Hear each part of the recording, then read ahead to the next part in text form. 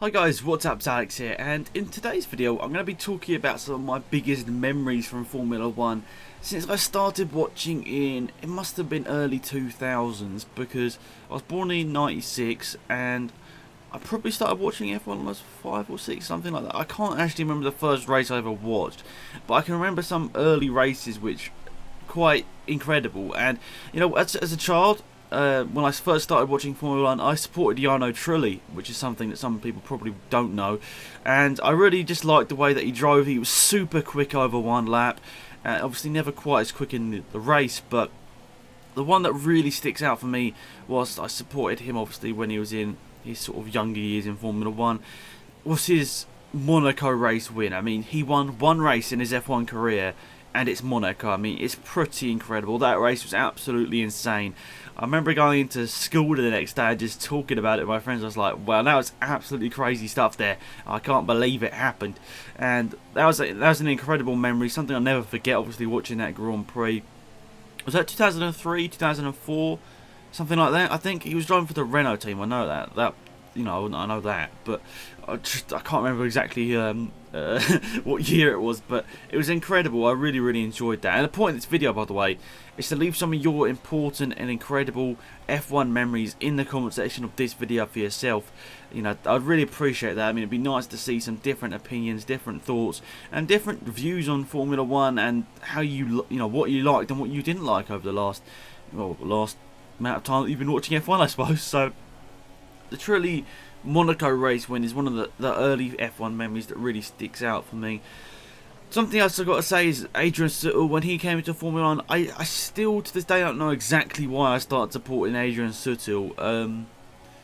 I can't think of the actual reason why I started supporting him, but I guess I just liked the way he drove. I liked the fact he was an underdog in the underdog team, obviously, Force India and Spiker. Neither of which were good teams in 2007 and 2008. Let's just say that. Neither of those were good teams. But when Sutil managed to get points, was it in the Japanese Grand Prix? I think it was, in that Spiker in 2007. That was an incredible moment. Just the fact that a car that was basically, you could say, it's like seeing, it's like Jules Bianchi when he managed to get the points in Monaco. It was like that sort of feeling. It was absolutely incredible. And just seeing a driver that you support obviously get points when they just aren't expected to whatsoever, it's really kind of incredible. And I suppose, there's always the saying, isn't there, or something along the lines of, the British always like to see the underdog win or something like that. I don't know whether that's the actual, I don't know whether it, just sort of stems in society that people actually just like to see the person that isn't favourite win or something, but yeah, I suppose, I don't know why, but Adrian Sutil was just sort of a driver that I really enjoyed watching. He just sort of seemed to be on it all the time. He was a really promising driver when he came to Formula 1. I know for certain reasons later on in his career it didn't all sort of work out for him. Obviously that accident in, was it a Shanghai nightclub or whatever with a Lotus employee. If that didn't happen, honestly, I still think he would be in F1 today, but I think that sort of mishap took away from a Force India seat, which in that season, which was 2012, he missed. That season he could have really shone, I think, honestly. But then obviously when he came back in 2013, wasn't quite up to it. 2014, in a rubbishy Sauber, yeah, it didn't work out for him. But Adrian Sutil's 2007, 2008 seasons was pretty incredible. Obviously that Monaco 2008, why, Kimi Raikkonen, did you do it, mate? Why did you do it? Kimi Raikkonen, for anyone wondering, there'll probably be a video up on YouTube, but Adrian Sutil, he had this incredible Monaco Grand Prix in 2008. He was somehow up there in like 4th position with a few laps to go. Then Kimi Raikkonen, I'm not going to rage too much, but he just missed his braking point completely and destroyed the back end of Adrian Sutil's car.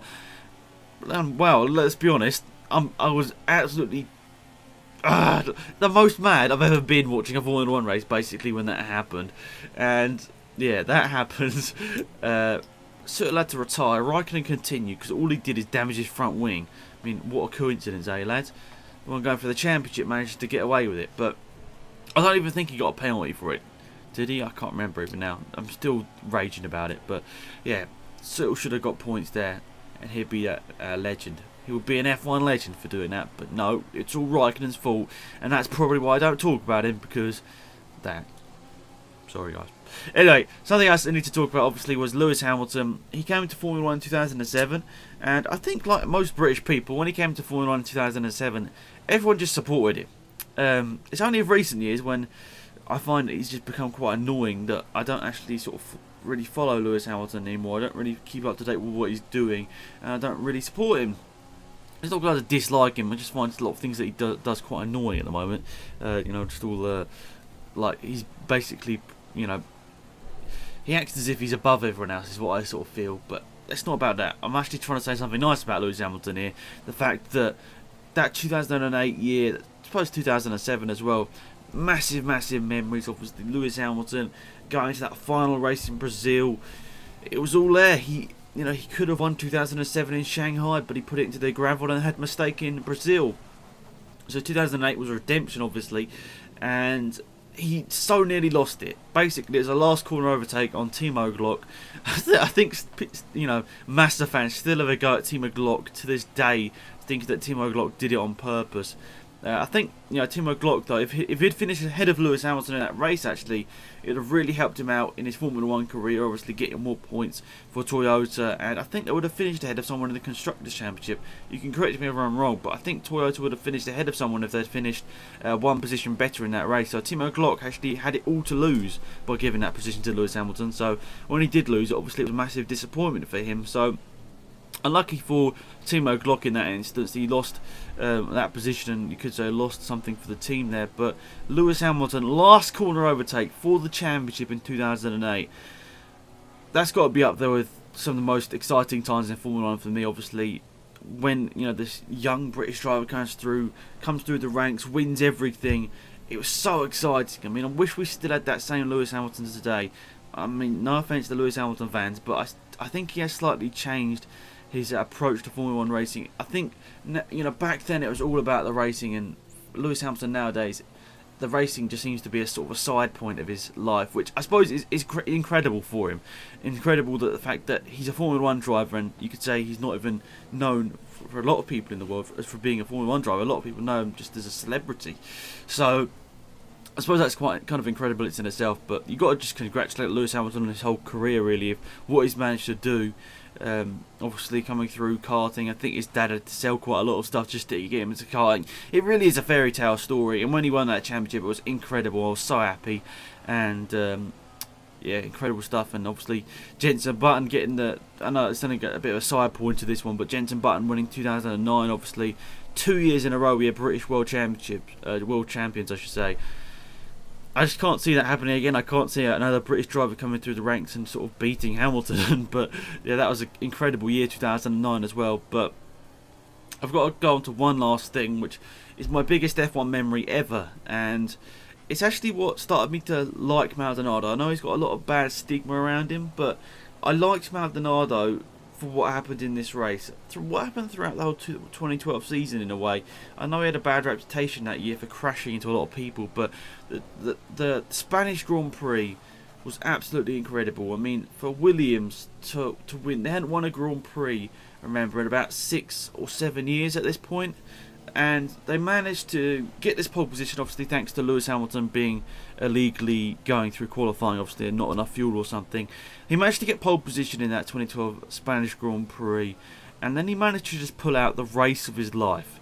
He just drove the best race I've ever seen Maldonado drive, and it's just incredible. It was emotional. It was the most emotional race for me ever, because we'd seen the true underdog. We never expected Williams to win a race in 2012 when that season started.